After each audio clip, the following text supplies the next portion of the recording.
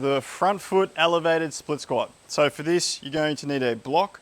It doesn't need to be a block, it's just a thing I like to use because it's really common, but it can be a step, piece of wood, anything that's like that high or slightly higher. Your front foot is going to go on the block. Now, ideally most of your foot is on, but particularly the ball of your foot, your heel can hang over the edge a little bit, but you don't want it like this, not heaps of hang, just a little bit, okay?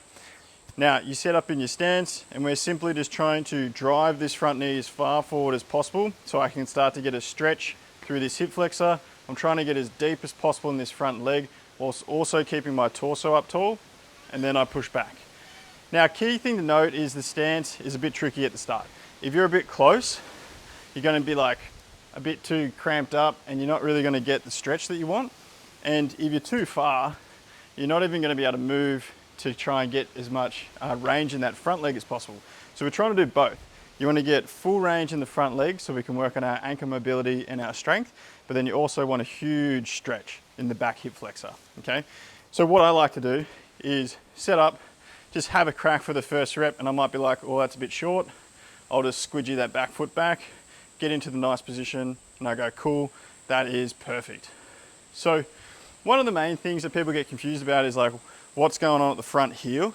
You're not trying to lift the heel off the ground.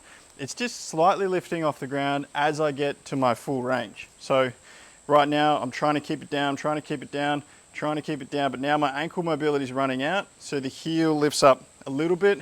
As I push back, I get that heel down straight away. So you're not really trying to lift it up. It's just happening as a consequence of you getting the full range, okay? Now, let's say that's starting to get pretty comfortable, stretch is feeling good, the strength is coming along. You would simply just add dumbbells, either hand or any sort of thing like holding a random object around the house just at your chest, and then you would do the exact same thing, okay? Like that. Another key thing is a lot of people tend to lean forward like this. Don't want to lean forward, want to keep yourself upright. Another thing as well, you're not getting that back knee to touch the ground. We don't want that. We want full range without the back knee touching the ground. That's pretty much it. So that is the front foot elevated split squat.